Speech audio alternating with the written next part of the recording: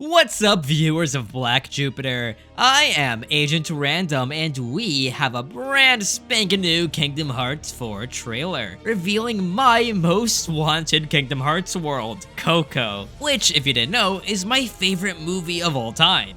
That's right, I love Coco. Ugh. Anyway, you know the drill, let's get analyzing.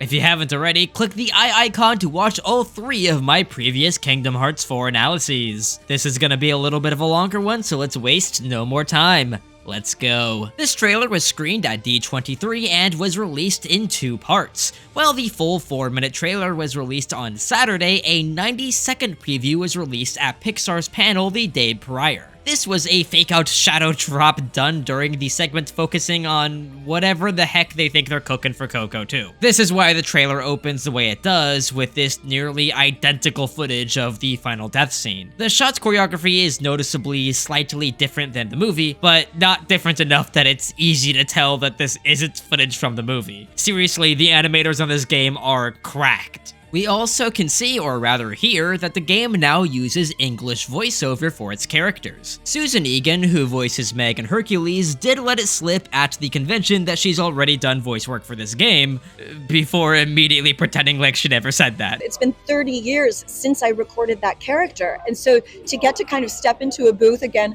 this year. So Kingdom Hearts 4, we should look out for I'm it? saying nothing.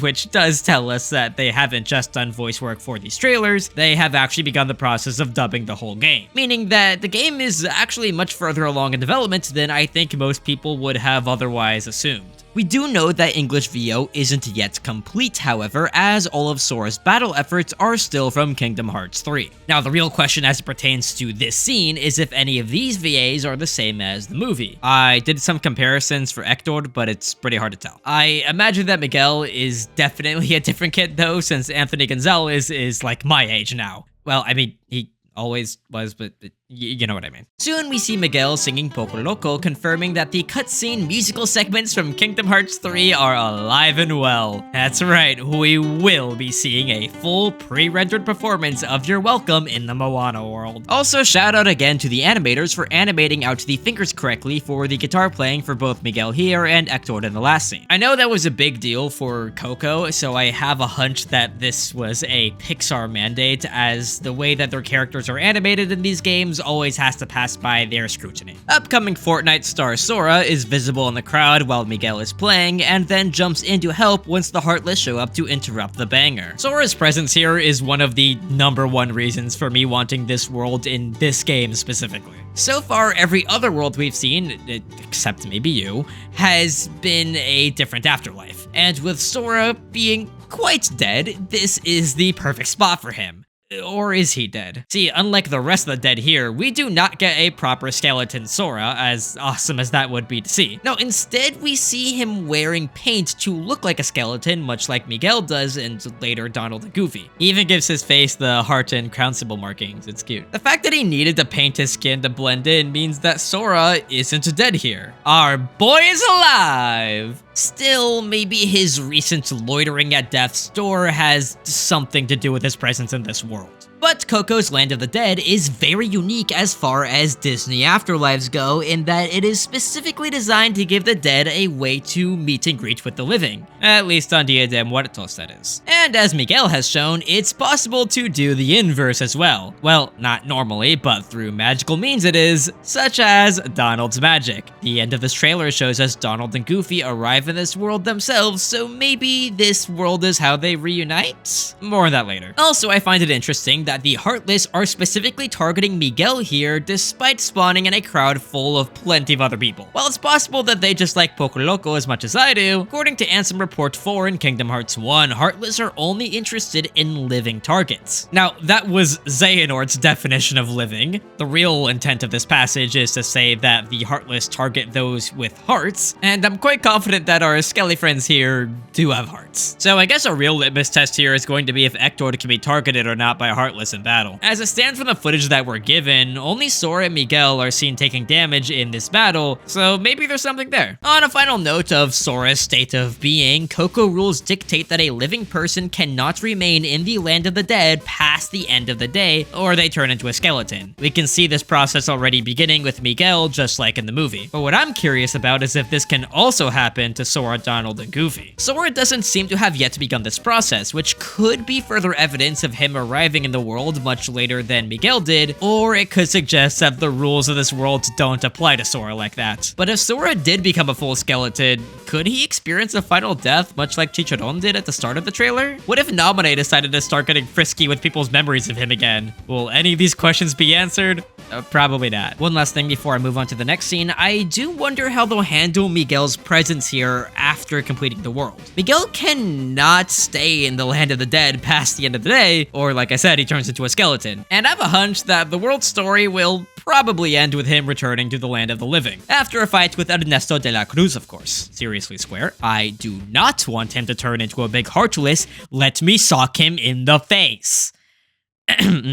Anyway, because of the plot of the movie, maybe Miguel won't stay in the party permanently, almost like Rapunzel from Kingdom Hearts 3. After a title drop, we see the Master of Masters on his favorite hill in Daybreak Town during the time of Union Cross, while some dandelions go by. If none of that made any sense to you, you're probably watching the wrong video, and you may want to go read up on the Kingdom Hearts mobile games. The dandelions then fly by Sora. These 3 shots are all pre-rendered and don't exactly make physical sense to me to be in one location, so it's pretty likely that we're seeing a clip from the opening.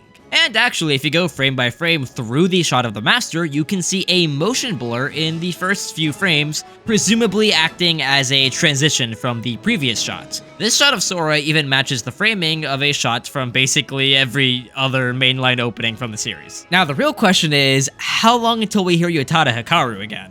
They did mention them at the panel, and since the opening is already seemingly animated, I have a hunch that means that somewhere on some hard drive is a certified Utada banger just waiting to be unleashed. We see a shot of Sora and Strelitzia overlooking Quadratum. Bear in mind that this is not the same scene depicted in the reveal trailer, as the balcony is completely different and Sora's 2 tiny feetsies are not out. The framing here makes Quadratum look like an ocean horizon that the sun is reflecting off of, not unlike this shot of Sora and Kairi from Kingdom Hearts 1. Oceans in this franchise tend to represent darkness, so maybe this thematically represents a darkness taking a firm hold over Quadratum. Strelitzia finally gets an English voice actress too. I could not tell you who it is, so feel free to give your guesses down below. Next shot shows us that Sora has traded in his gummy phone for a realistic smartphone, and it has a lucky emblem for the camera. So cute, I want one. The phone's chain also depicts Jiminy Cricket for some reason. Okay, crazy theory. Cartoony Disney characters cannot manifest into Quadratum regularly. This is why Donald and Goofy have yet to be depicted here in the flesh. But as we saw in Kingdom Hearts 3, no matter what space Sora goes into, even metaphysically, even through death, Jiminy shall follow. So if Jiminy was quietly hanging out in Sora's hood while he died in front of Kairi to traumatize her for life, then Jiminy would theoretically also be in Quadratum. And maybe he manifested as the chain on Sora's phone, since maybe that's where the journal is now.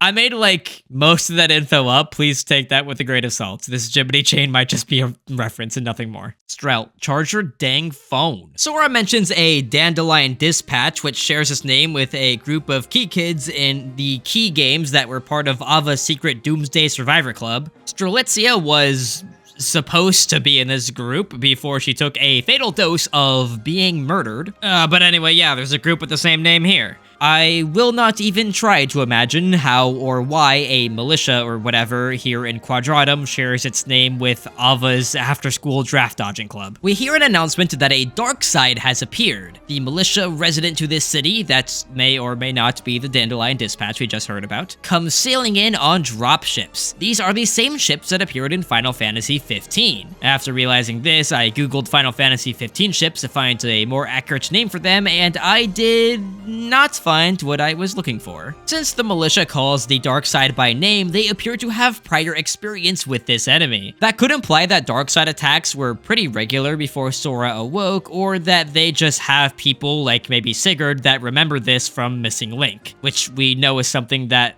did happen in Missing Link thanks to the recent Missing Link opening leak that I sure as heck ain't shown here. It also makes me question where the name Darkseid actually comes from. Like, we can assume that all of the Emblem Heartless got their names from Xehanort, but who named the Pureblood Heartless? Did the agency get signed copies of Jibity's journal? Were they named by the Master of Masters? Did he get the name for these enemies by looking into the future and seeing that they're called Darksides in the future before writing that their name will be called Darkseid in the Book of Prophecies? Are the names of Pureblood Heartless a paradox? Moving on from stupid questions, we can see a good enough view of Sora's jacket to see that its buttons have the Scala ad Caelum logo on them. This logo also appears on his earpiece that we've been seeing since last year's screenshots. It suggests that this is the symbol of Strelitzia's group and that they may have been issuing Sora's clothes. Hey, remember the last time that Sora's clothes had an emblem on them? Next is a clip of the Darkseid battle from the first trailer. We see that it breaks a magic barrier of some kind before shooting out its evil balls all over the place and causing the destruction that we saw at the beginning of the last trailer. Don't you just love my balls? Okay, editing random here. You know those funny lights I mentioned in the last video? Well, at this very point in editing, I have now identified that they're part of an advertisement. The background is just very dark, OMG. Sora's a frickin' superhero now and saves this woman saving her cat from a bus. Animation detail, it's very cool how all of the glass shards reflect the environment. While I don't often put much weight or care into graphical fidelity in the games that I play, there is something that just feels good about Kingdom Hearts having graphics like this. I would have probably still preferred a game that graphically looked like Kingdom Hearts 2 if it meant that we got this game 7 years earlier, but at least they're proving that all the dev time went somewhere. This scene also shows us that the devs are integrating motion capture into their animations, as Sora's run through the bus is clearly mocap animated. Okay, I will not lie, it does feel a little weird to see this in a Kingdom Hearts game. Several Shadow-type Heartless spawn here on Roppongi Dori Avenue, a real street in Shibuya that's near the area where much of the other Quadratum scenes have been located. As these Heartless spawn, they deteriorate and disassemble their environment similar to some of Darkseid's attacks in the last trailer. Is darkness so foreign to this world that it literally rips Unreality apart? What is going on here? Also, Sora is kind enough to name-check both Vali and Sigurd in this trailer for those still unsure if these two were those two. Sigurd shows up later, but Vali fights off these shadows with Sora. What are the odds that Vali ends up playable? That would be wild. Not a single soul would have predicted that from his 2 lines in Dark Road, yet here we are. We can see that Vali uses a certified Ventus-style stance with his Keyblade, which notably does not line up with the stance that he used when walking the Dark Road. And now we're back to the Land of the Dead. I suggested earlier that it seems that Sora begins this world without Donald and Goofy with him, and it seems that Miguel and Hector spend some time without Sora. I imagine that the scene with Chicharron is the first of the world, followed by Miguel and Hector leaving the bungalow to meet Sora before taking the trolley to the Plaza de la Cruz for the Battle of the Bands. Sora is seen summoning the Land of the Dead Keyblade right outside Chicharron's bungalow. Since I suspect that this is where the world visit begins, it's not impossible that he gets the Keyblade at the start of the world visit rather than the end. But don't take Sora using this Keyblade during the world visit in this trailer as a total confirmation of this. Every Kingdom Hearts 3 trailer showed Sora using the world-specific Keyblades during the first world visits, despite the fact that the player cannot do so in the final game without New Game Plus. But if Sora is summoning this Keyblade for the first time at the start of the world visit, or heck, even just as a plot point whatsoever, that suggests a change to the lore of how collecting Keyblades works. In every previous Kingdom Hearts game, Sora does not actually collect the numerous Keyblades that he can seemingly equip. In reality, he has only ever had the one, Kingdom Key. However, he does collect keychains, which, when attached to the Kingdom Key, can change its form. That does not seem to be how he gets this Keyblade. It seems possible that this is actually a new Keyblade he's using, not just a keychain palette swap. But why? he didn't break the kingdom key, did he? Surely not, since we see that keyblade switching is a returning feature from 3. If I didn't know better, I'd say they just plain forgot that this is how keychains worked. Very curious. As for the keyblade itself, it has a pink guitar in its center, matching the musical instrument of choice for many of Coco's key players. And it's covered in marigold petals, which can be seen absolutely everywhere in the Land of the Dead. We then get a rail grind segment in which Sora chases an Alebrije-themed Heartless. Just gonna throw it out there, Alebrijes and Coco take the role of spirit guardians that guide the dead, and they don't look all that dissimilar to Dream Eaters. Just food for thought. Anyway, this Heartless seems to be in the guard armor family, strangely enough, as it shares its limbs. Going off the minimap, the environment here seems to be the edge of the playable area, or at least it is for this room. That suggests that we may be able to use these rails for traversal outside of this fight. Sora's health bar has increased since the last trailer. It's not that much more, which, if not obvious, suggests that this is the second world visit of the game. Very interesting, actually, since pretty much every Kingdom Hearts game offers options of which Disney World to visit first, but if it's true that this is the world Sora reunites with Donald and Goofy in, then this may actually be a mandatory visit after Quadratum. Since Donald and Goofy are not yet with Sora, he has just Miguel and Hector as party members right now. The three battle a mob of Heartless at the Plaza de la Cruz. This seems to be an event similar to the Monstropolis mob battles, in which you need to slay enough Heartless to do a reaction command and win the encounter. Heartless include these new cool bird guys, they have maracas and colored lights to mirror Alebrijes, and also the return of Parasail Beauties from Kingdom Hearts 3. Parasail Beauties are Emblem Heartless, which were created by Xehanort and do not seem to be able to access Unreality. As such, we can safely assume that the Land of the Dead is in reality. Very blink and you'll miss it, but this fight does also give us our first look at HP orbs in this game. Sora does a limit/link with Hector called Pinata Magic. I'm ever so curious as to how these are triggered. As in, is it more like 2, where you can choose to do it via the command menu, or more like 3, where you just kind of have to wait for your party member to feel like it? I also say hi to the Land of the Dead command menu, and even the square that contained the build shortcut button changes with the menu. Here, it's a flower, and is only present on the command menu during gameplay segments in which the build option is available. Also, look! A Moogle shop! While, as stated before, the Land of the Dead is probably not within Unreality, I wonder if Moogles are able to spread their commerce there. Or maybe we have like an alternate way of buying items in that world. One last thing for this shot, looking at Sora's HUD icon and comparing it to the Quadratum version, his hair is noticeably more vibrant when here in a Disney world. Good. We then see footage of the Mickey segments from last year's screenshots. He's exploring Scala ad Caelum as foreshadowed in Melody of Memory. We also get a better look at his slightly updated outfit. Mickey then gets Zexioned and is now playing Slender the 5 pages. Well, the book actually has an hourglass on it, which smells young Xehanort to me, so we'll maybe keep that in mind for right now. The book itself reads actual gibberish. Maybe it's a cipher? IDK, you tell me. I usually make an effort to translate all the text in these trailers. That's a bit much. I picked and chose some excerpts, and it all seems to come up as gibberish on my end, so either we're not supposed to translate this, or I'm a hack, which is very possible. If any of you know anything, do share. Mickey has no abilities other than just attacking, so I don't expect the Mickey segments to be particularly combat heavy. Sora, a lucky emblem! We might also be looking at 2 different Mickey segments here, since the objective tracker in the top left changes from 5 pages to 3 pages partway through the footage. Mickey uses a reaction command to lift this particularly Door to Darkness looking bridge. This whole segment seems to focus on Mickey's ability to control these paper constructs. These seem to be a series of puzzles in which Mickey has only so many constructs of which to solve the puzzle with. We see that yellow paper Mickey does 2D platforming, red ones are big and can smash through red paper boxes and seemingly have the ability to throw some other kind of object. Not sure what the command for it never lights up. The only other command on Mickey's command menu during this is to revert control back to Mickey, which can also seemingly be done via a reaction command by getting close to him. And in case you lose sight of him, don't worry, he'll wave to you from the minimap. Oh, also there's a paper construct type we aren't shown in this trailer. The blue one. Each one of these constructs has a symbol with a red thumbtack on them, much like the ones Mickey interacts with to open the bridge, suggesting that red thumbtacks mark some kind of interactable. On a final note for this segment, shout out to the music here for the dearly beloved motif.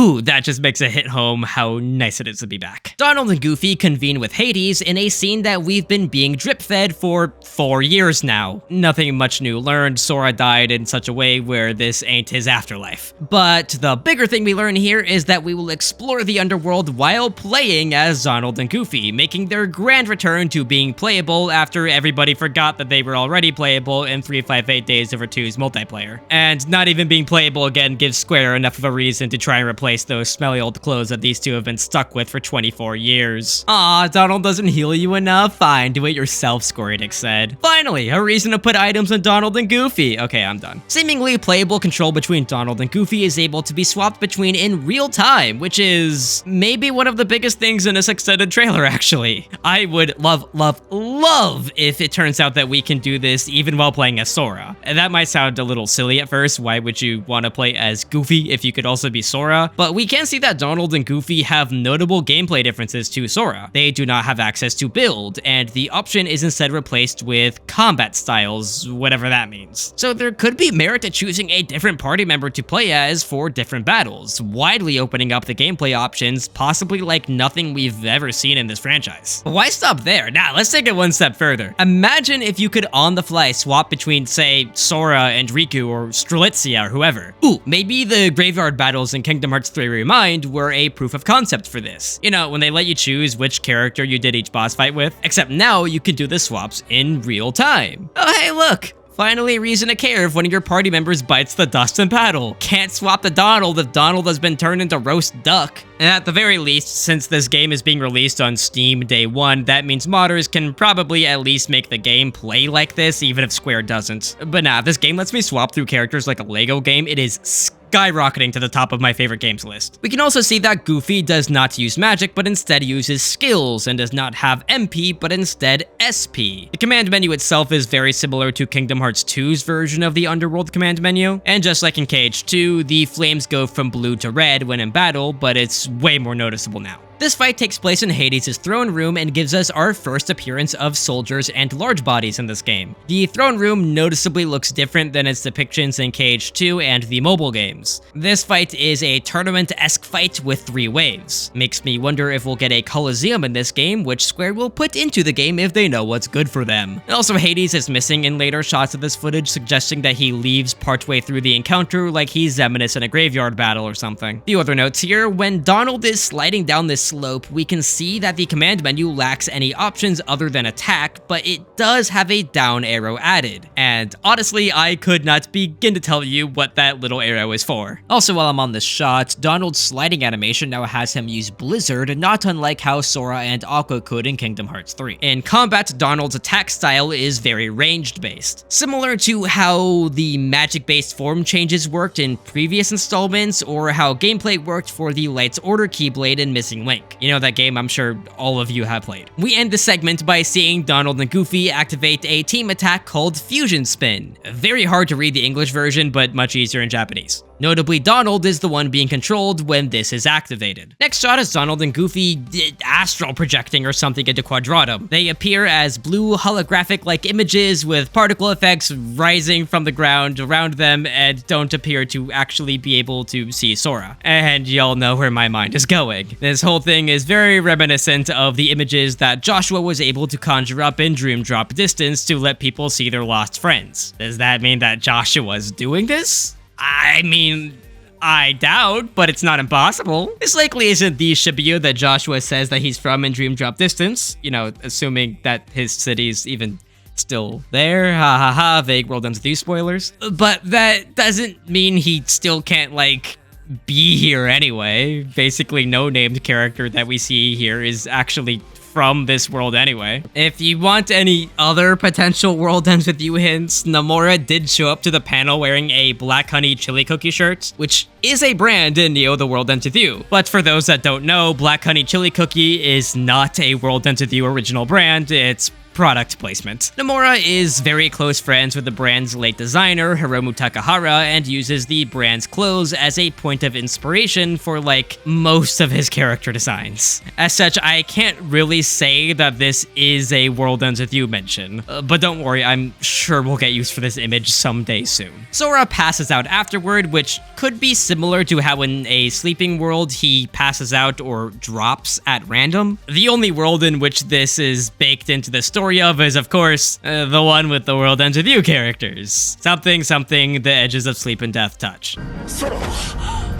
A high-pitched drone sound also plays as Sora collapses, which some have claimed to be the drop sound effect from DDD, but it isn't. It's not completely dissimilar, but not quite the same either. Let's remember that we don't have all the context for this scene, like any at all actually, but with that said, it's not impossible that this is meant to at least invoke dream drop distance. Donald and Goofy end up in the land of the dead, sporting new designs to blend in. Notably, their clothes also change, unlike Sora. This suggests to me that their appearances are altered via Donald's magic, just like they normally do whenever they need new designs for a given world. But Sora's might just be a rush job done by Hector, just like he did for Miguel in the movie. Back to the duck and the dog. While I personally find it most likely that they will reunite with Sora during the plot of this world's story, it's not impossible that this scene of them arriving in the world actually occurs under a different context. I mean, heck, they even spawn in a different place. Sora seemingly spawns in the shantytown, which is where the forgotten and unloved basically go to die, but Donald and Goofy come in on the Marigold Bridge, which is like this place's grand entrance. So as for potential alternate contexts for Donald and Goofy's presence here, it's possible that this is just gonna be like Traverse Town in Kingdom Hearts 1, in which Donald and Goofy look for Sora, but they just keep missing him. Would be sorta funny if we did that in each of the Disney worlds. Or even better,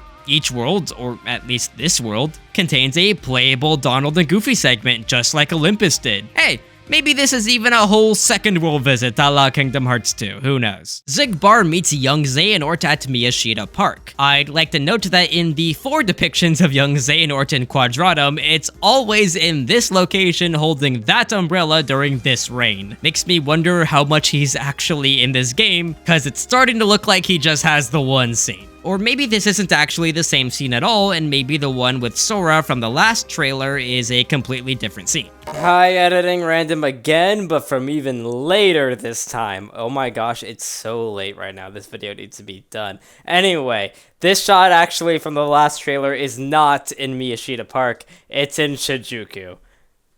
Frick, I don't know. That's the first time we've seen Shinjuku in this game, I'm pretty sure. I'll talk about Shinjuku more later on. Okay, bye. Decent evidence for that, actually, because, I mean, just look at the two. This new one has to be pre-rendered, right? Sometimes this game looks too good to tell, but ain't no way this is in engine, right? At the very least, his umbrella seems to be in better shape here, so that might help to understand the chronology better. Xigbar calls young Xehanort an old coot in the English version, and according to translations by Aitai Kimochi, he comments on Xehanort returning to a younger form in the Japanese version, confirming my suspicion from the last trailer that this is an old man Xehanort from the ending of Kingdom Hearts 3 after he turned into a youngster again.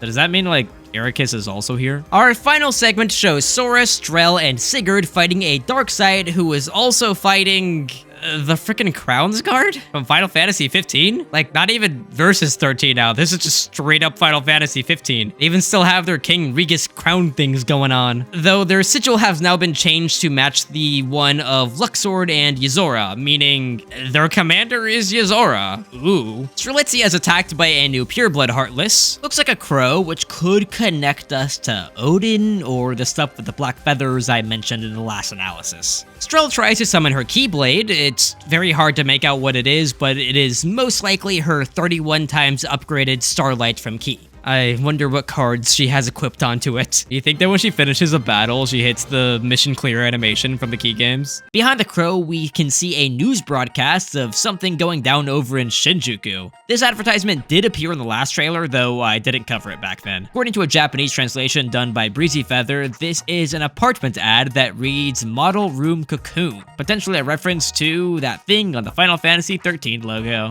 I'll let any Final Fantasy experts fight over what that may or may not mean. As for what can be seen in the ad itself, I've seen some debate on where in Tokyo this image is, but based on the angle of the Metropolitan building there, this has to be a shot of Shinjuku itself, which is a ward of Tokyo that has otherwise gone unseen in this game, but we know is probably important since that's where Riku spawns in the Kingdom Hearts 3 secret ending. What's interesting here is that there is a big mysterious light coming out of one of the buildings in the news broadcast. We do see some sky beams in the Verum Rex trailer, but not anything like this, so I'm at a little bit of a loss on this one. Sigurd is animated in this fight to look terrified for some reason. My best guess is that this, combined with Strel getting jumped in the last shot, is meant to make it seem like all hope is lost before the hero's best friend from a previous game teleports into Shibuya in a beam of light to single-handedly take down Leo Cantus. I think I started talking about the wrong game. Or maybe Sigurd just has some Aqua-style trauma regarding the Heartless that we'll never know about since Missing Link never came out, who knows. Sigurd is seen pulling out the Light's Order Keyblade, which was one of the Keyblades in Missing Link. Like I said before, this was a more magic-based, range-type Keyblade, so I wonder if that's Sigurd's fighting style. Okay, quick, everyone debate why he has the Riku/Vanitas/Young Xehanort fighting stance. Speaking of, here's Riku himself, and his outfit's been updated to look like a DSi, how neat. His back contains a pattern of both Sora's crown symbol and Mickey Mouse's face. Hey, remember the last time that Riku had a symbol on his back? He's wearing a watch or a wristband or maybe a slap bracelet, that would be fun, on his left wrist, which matches where Roxas messed him up back in days. Is his arm still in recovery? I doubt it, but I'll mention it anyway. This scene seems to depict Riku's arrival into Quadratum, but also notably could be leading into a gameplay segment where we get to play as Riku. Hey, wouldn't that be neat? But let's not forget our final member of the Destiny trio, a loyal, hardworking friend to both Sora and Riku. The obvious third in their trio. He's right. A name you all know. It has a K and an I. That's me. I got Sora with me. I got Riku with me. I feel like I need Mickey with me. Nah, I'm just kidding. We hear Allison Stoner's voice telling Sora to wake up. I want to say that this is Kairi, but Allison does also voice Xion. Heck, they even secretly voiced Naminé once or twice without telling anyone, so frick it. This could be basically any Kingdom Hearts girl.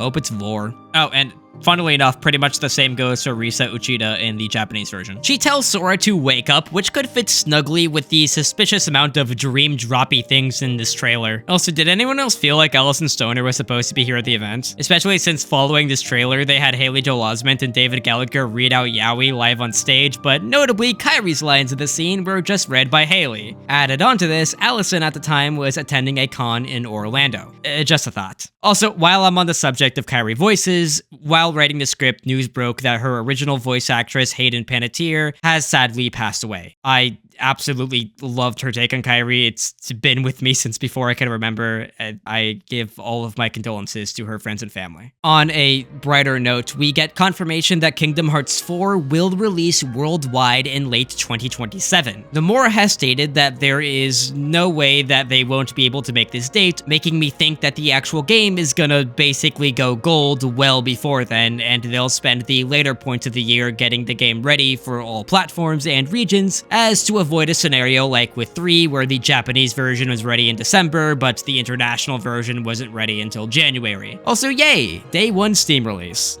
And that is everything that I could dig up in this trailer. Wow, that was actually a lot. If you know about anything that I missed, be sure to let me know in the comment section below. And there's more to come soon, I'm sure. Kingdom Hearts 4 promotion is now in full swing, and we'll be covering it right here on BlackJupiter. And consider supporting us on Patreon so that you can watch videos just a teensy bit early and help support us to keep doing this whole shindig. That's Bacon and Search Noun, Kaiser, Willpower 784, Wonderland Snack, The Missing Samurai, Ven Forya, Blake Jekyll, and Shirireens. Did I pronounce that last one right? I don't know. She'll tell me.